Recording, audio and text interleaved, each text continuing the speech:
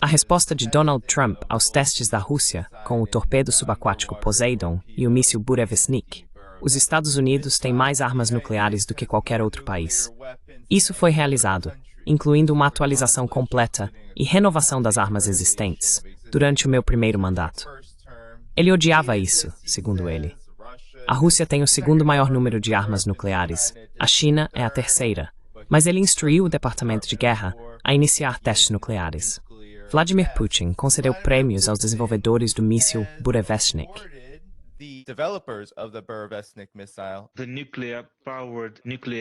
O míssil Burevestnik, movido e capaz de operar com energia nuclear, e o veículo autônomo subaquático Poseidon. Gostaria de agradecer a todos os escritórios de design e equipes que participaram de seu desenvolvimento. Os resultados que vocês alcançaram são realmente históricos. Eles são importantes para a paridade estratégica do nosso país. Na verdade, garantem o equilíbrio estratégico para todo o século XXI. Então, depois disso, ele observou e disse: mas acho que os especialistas estrangeiros também puderam ver tudo isso por conta própria. Porque durante o teste do Burevestnik 21, havia um navio de reconhecimento da OTAN constantemente presente na área.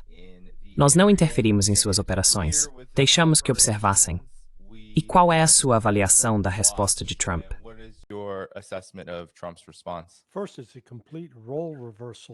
Primeiro, é uma inversão completa de papéis em relação ao que eu via durante a Guerra Fria. O que quero dizer com isso é que em 1980 ou 1981, quando eu lecionava na American University, no programa Washington Semester, levei um grupo de estudantes universitários do penúltimo e último ano até a então Embaixada Soviética. Isso foi na época em que os Estados Unidos estavam implantando o míssil Pershing na Europa, e os soviéticos estavam muito na defensiva. Quero dizer, basicamente disseram sim, nós também temos isso.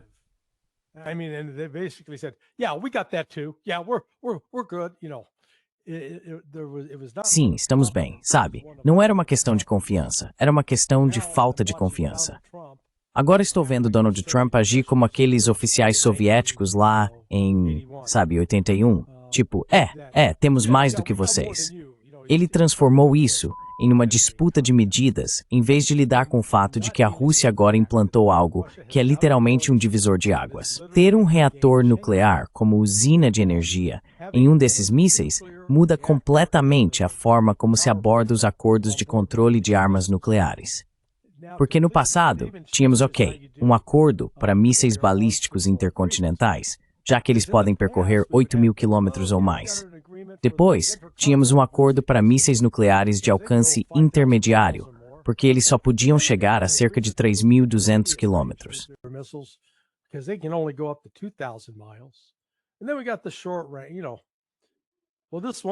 E então temos o de curto alcance, sabe? Bem, este aqui é os três, é curto, médio e longo. E francamente não sabemos, é eterno. Quero dizer, teria uma vida útil finita, mas ainda assim. Vi alguns comentários de ex-funcionários do Pentágono, um dos quais eu conheço e gosto, mas ele disse, isso não é nada, não é novidade. Tentamos isso em 64, não funcionou. Então os russos obviamente têm o mesmo sistema ruim que nós tínhamos. Desculpe, errado. O que a Rússia criou agora é um míssil que pode permanecer no ar. Não sabemos por quanto tempo. Não quero ouvir as pessoas dizendo, vai durar 6 meses, ou 1 semana, ou 1 ano. Não sabemos. Nós mesmos não testamos.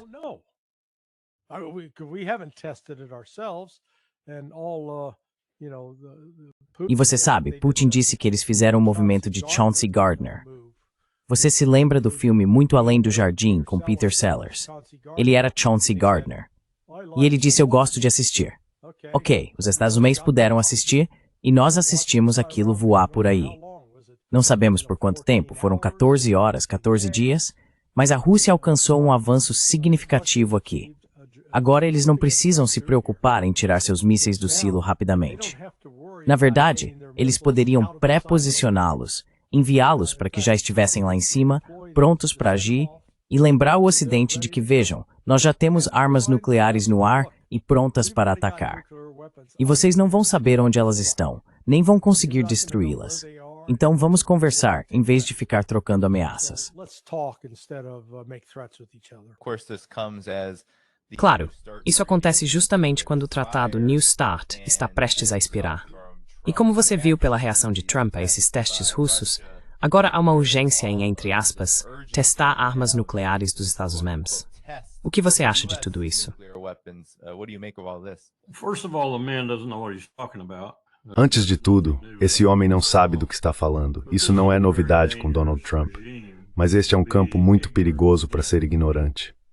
Basta pegar a declaração dele sobre quem tem mais armas. Bem, do que você está falando, Donald? Está falando de ogivas? Está falando de veículos de entrega? Está falando de veículos de uso duplo que podem ser usados como veículos de entrega? Do que você está falando, Donald? Você não sabe do que está falando. Se estiver falando de ogivas, os russos têm um pouco mais do que nós. Então foi uma declaração estúpida de se fazer. Nós acompanhamos a destruição de cerca de 30 mil ogivas de ambos os lados, aproximadamente 28 mil do nosso lado e 30 mil do lado deles. Essa era a intenção, de qualquer forma, reduzir a quase nada. Não chegamos tão longe, mas acompanhamos isso bem de perto.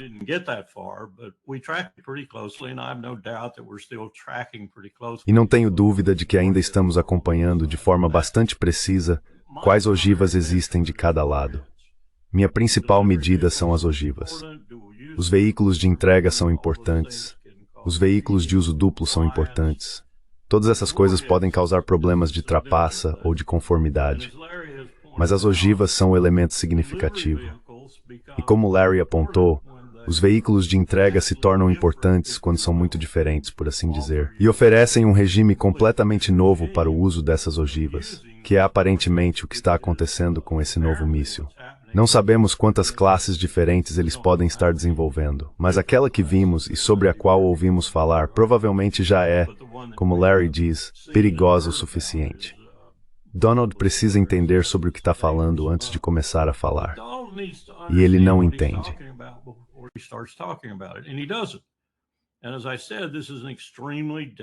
E como eu disse, este é um regime extremamente perigoso para o chefe de Estado, o líder do país, por assim dizer, não saber nada a respeito. E ele não sabe. Está claro que ele não sabe. Está claro que ele não entende. Ele não sabe o que está acontecendo. Agora, ao mesmo tempo, preciso acrescentar que já faz algum tempo que estou ciente, e não posso falar muito sobre isso, de uma capacidade que temos que rivaliza e supera o Poseidon. Não tenho dúvida alguma disso. Eu vi uma demonstração, é tudo o que posso dizer. Então nem sei se Donald sabe disso. Francamente, espero que não saiba. É um programa muito, digamos, codificado e definitivamente não destinado à divulgação pública. E isso é tudo o que posso dizer sobre o assunto.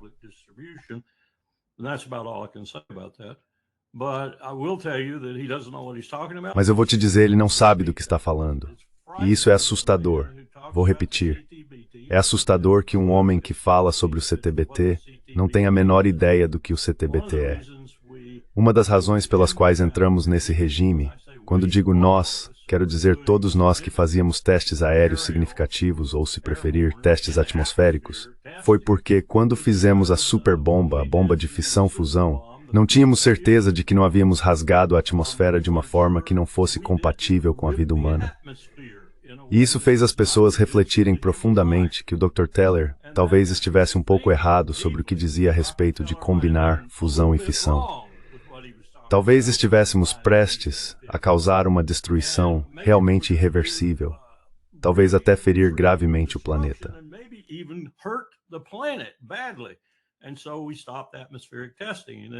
E então paramos os testes atmosféricos e depois paramos os testes subterrâneos.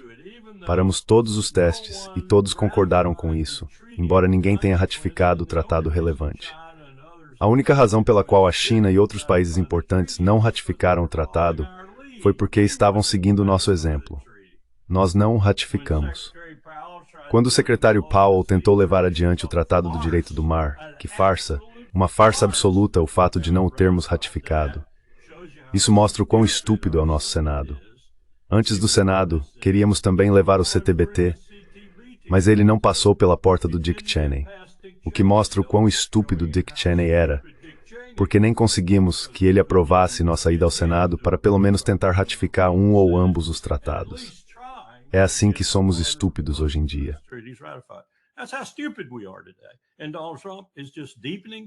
E Donald Trump está apenas aprofundando e tornando essa estupidez ainda mais grave. O ministro da Defesa, Belousov, fez comentários em uma reunião com o gabinete de Vladimir Putin. Veja como ele está reagindo às ameaças de testes de armas nucleares feitas por Donald Trump.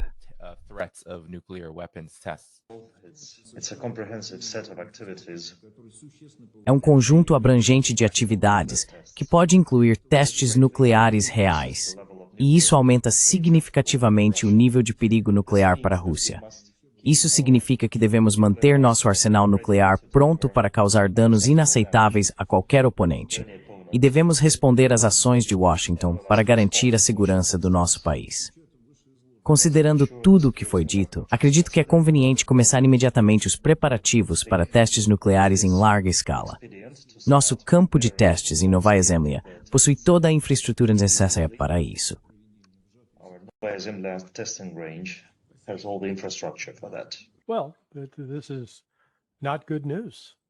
Bem, isso não é uma boa notícia, porque os comentários irresponsáveis de Trump estão aumentando o perigo. Durante meus 12 dias em Moscou recentemente, uma coisa que ouvi repetidamente, de várias fontes, tanto militares quanto civis, além de pessoas com conexões políticas, foi a grave preocupação com Trump implantando mísseis Tomahawk. Não porque cada míssil seja necessariamente tão poderoso, mas porque esses mísseis são capazes de carregar uma ogiva nuclear, e os russos não querem se ver na posição de ter que adivinhar se há ou não uma ogiva nuclear a bordo. E novamente, o que Trump não entendeu em relação às novas plataformas de armas que Putin anunciou há uma semana é que elas não são armas reais. These are not actual weapons, they're not carrying a nuke automatically. Sabe, eles não estão carregando uma ogiva nuclear automaticamente. Mas Trump confundiu isso com a necessidade de testar imediatamente ogivas nucleares, o que, pelo que li, ainda está a pelo menos 3 anos de distância, cerca de 36 meses, se tivessem começado na semana passada, quando Trump fez o anúncio. Então veja, a Rússia não vai recuar. Eles não vão ser intimidados, nem sofrer bullying, mas vão responder com calma e firmeza. Ainda assim, essa Selma Maverick escondem o fato de que isso pode escalar rapidamente, e sair do controle de qualquer país.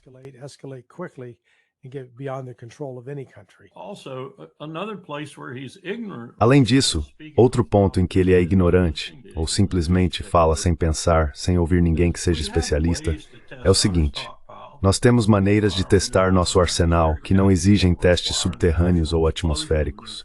Não exigem a explosão real de uma ogiva nuclear.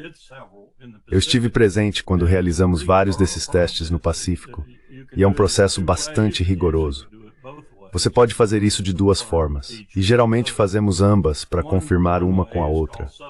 Uma delas é chamada de subcrítica, em que não se chega ao ponto de ocorrer uma explosão física. A outra é a modelagem computacional. Nós, nas Forças Armadas, ficávamos perfeitamente satisfeitos em acompanhar esse processo no Havaí e entender que o arsenal estava razoavelmente em boas condições. Eu daria uma avaliação de 95% a 99%. Sempre há aquele 1% de incerteza de que sim, se você carregar uma dessas e disparar, ela vai funcionar.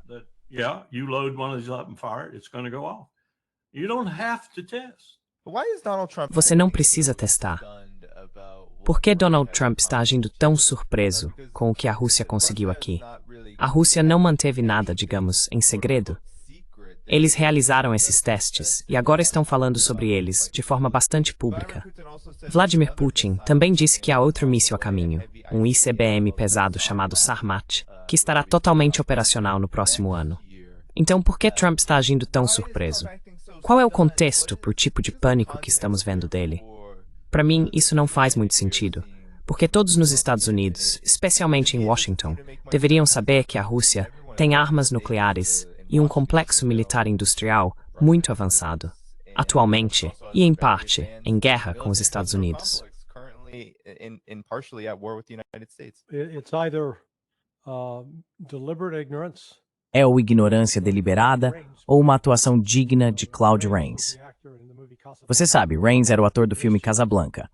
O chefe de polícia que ficou chocado ao descobrir que havia jogo acontecendo no cassino. Então, pode ser que Trump esteja fingindo choque e indignação com algo de que ele realmente tem conhecimento, e que isso seja uma tentativa de manobra de negociação. Mas eu tendo a acreditar que é mais uma questão de ignorância. E eu discordo da sua premissa, Dani, de que há pessoas que sabem e estão mantendo o presidente informado. Uma das coisas mais marcantes que observei em Moscou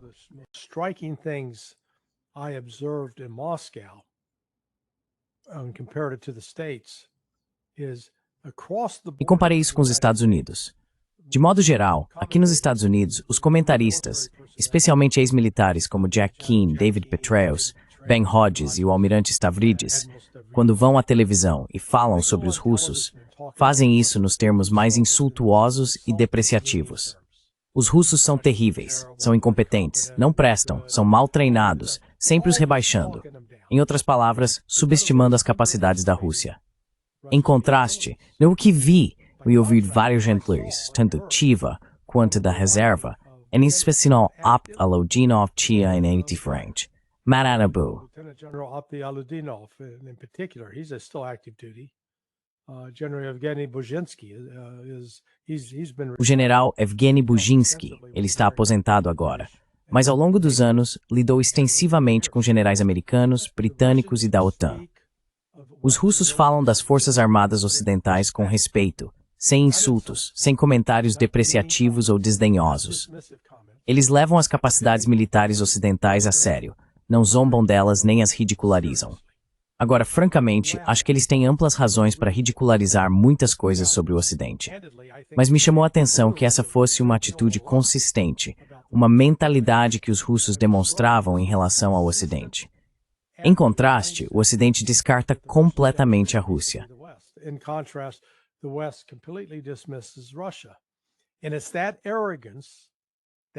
E é essa arrogância, essa soberba do Ocidente, onde presumimos que somos os melhores.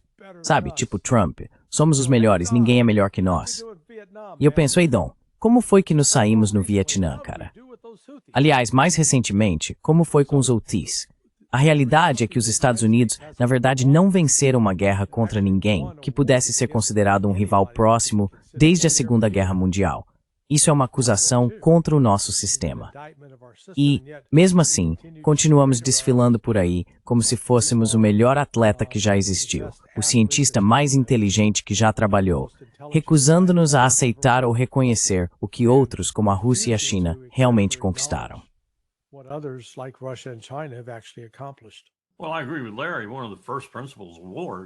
Bem, eu concordo com o Larry. Um dos primeiros princípios da guerra é não subestimar o inimigo. E o oposto disso, ou o paralelo, o corolário, é não rir na cara dele. Não chamá-lo de tigre de papel, especialmente quando ele não é um tigre de papel. Isso é perigoso. E volto ao campo nuclear. No campo nuclear, está cada vez mais perigoso porque não temos mais tratados. Não estamos conversando. Não estamos fazendo nenhuma das coisas que aprendemos a fazer. E que fazíamos de forma tão diligente, frequente e consistente durante a Guerra Fria. Nós conversávamos, observávamos, examinávamos, verificávamos, testávamos. E não me refiro a testar ogivas nucleares. Observávamos as coisas como se o inimigo fosse real, significativo e merecesse nossa atenção. Merecesse nossa verificação, merecesse nosso envolvimento com ele quando chegava a hora de assinar tratados e garantir que fossem verificáveis e tão bons quanto possível.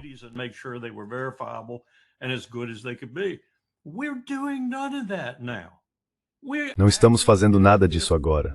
Estamos agindo como se não apenas fôssemos os reis do mundo, mas como se ninguém lá fora tivesse qualquer antagonismo em relação a nós.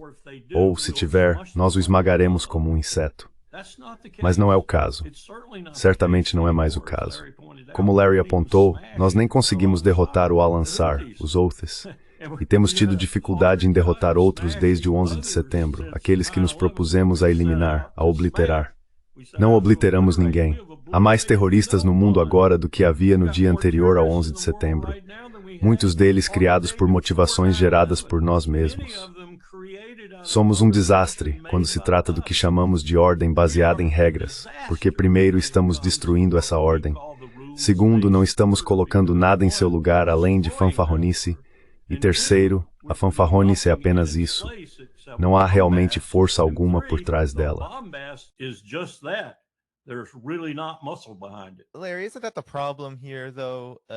Larry, não é esse o problema aqui. Porém, o que o Coronel Wilkerson estava dizendo?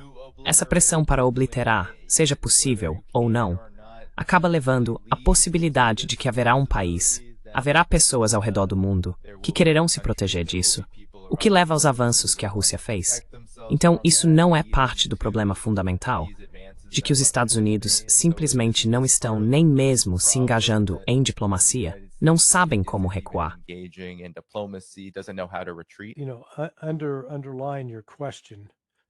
Por trás da sua pergunta está a suposição de que os Estados Unidos têm uma estratégia. E claramente não temos. Quando você começa a pensar de forma estratégica, precisa fazer algumas perguntas fundamentais. Que tipo de base de recursos nós temos? Somos dependentes de algo fora de nós? Ou sabe, se tivéssemos que, não que quiséssemos, mas se tivéssemos que construir um muro ao nosso redor, conseguiríamos sobreviver e realmente viver confortavelmente? Os Estados Unidos não fizeram esse tipo de reflexão. Apenas presumimos, ei, somos os maiores, os mais poderosos do planeta. Ninguém pode nos igualar. E, portanto, podemos impor nossa vontade e dizer aos outros o que fazer. Essa é uma das outras coisas que eu trouxe de Moscou, uma compreensão disso.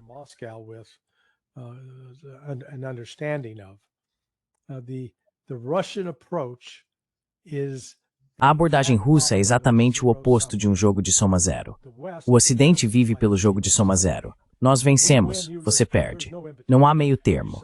Você se submete, abaixa a cabeça, se ajoelha, aceita seu status de vassalo, faz o que mandam, faz o que dizem para você fazer e ainda deve gostar disso. Bem, ninguém gosta de viver sob esse tipo de governante, e isso inevitavelmente leva à revolta. Já a abordagem russa é bem diferente, porque eles não buscam impor sua vontade a outros países. E as pessoas dizem, espere um segundo, o que eles estão fazendo na Ucrânia? A Ucrânia é diferente, porque isso foi provocado pela expansão contínua da OTAN para o leste, representando uma ameaça militar direta à Rússia.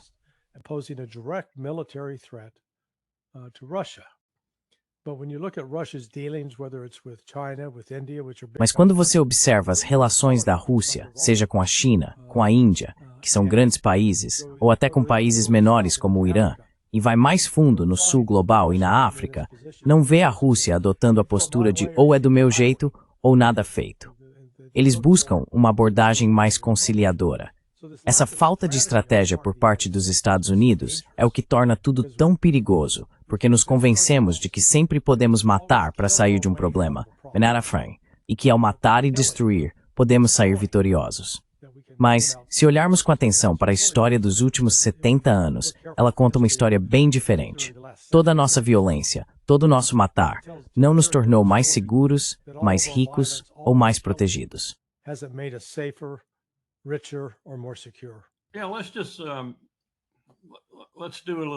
Certo, vamos fazer um pequeno mapa aqui. Você está em uma torre enorme e alta no meio do Atlântico, de pé lá em cima, olhando ao redor para ver o que consegue enxergar dali. E o que você vê se estende até além dos Urais, na Rússia, descendo pelo Cáucaso. Você consegue ver o que está acontecendo no mundo. O que você está observando é quase nada além de comércio e outras coisas relacionadas a trocas vindas daquela direção. A direção da China, da Rússia e de outros países por aquele lado. Vindo para cá. Você está vendo, por exemplo, uma frota de pesca em alto mar da China com mais de 6.000 navios, muitos dos quais são maiores do que embarcações de combate principais da Marinha dos Estados Unidos. E vários deles estão armados até os dentes. Mas eles não estão matando pessoas.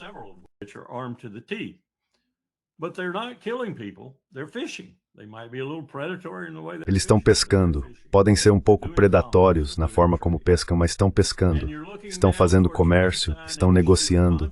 E você olha para baixo, em direção a Ramstein, e vê um fluxo constante de coisas vindo do Império, de todo o Império. Elas estão indo para Ramstein e depois para o maior genocídio da face da Terra, pior que o do Sudão, igualando algumas das coisas que Hitler fez nos anos 40. E você observa outro trem, não tão grande, mas que está subindo em direção a Murmansk e entrando no Círculo Polar Ártico, tentando fazer a mesma coisa lá em cima. E é tudo militar, não há comércio envolvido. E então você vê outro que está canalizando armamentos para o coração da Europa, para a batalha na Ucrânia.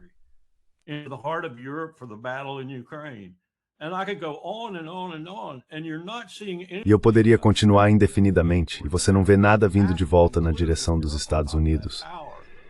É preciso concluir, se você está lá no alto daquela torre com esse tipo de visibilidade, que o que está atrás de você, a oeste, o Império Americano, eu deixei de fora todas as armas e navios fluindo em direção à Venezuela. É preciso concluir que o Império, tal como é, está insano. E como Larry disse, ele não tem uma estratégia visível ou funcional. Está apenas fazendo coisas por fazer e as faz em conjunto com, mais ou menos, alguém na Casa Branca que não parece realmente saber o que está fazendo. E se você está no topo daquela torre, qual acha que é a melhor situação e qual é a mais perigosa? Acho que não há decisão a ser tomada aí.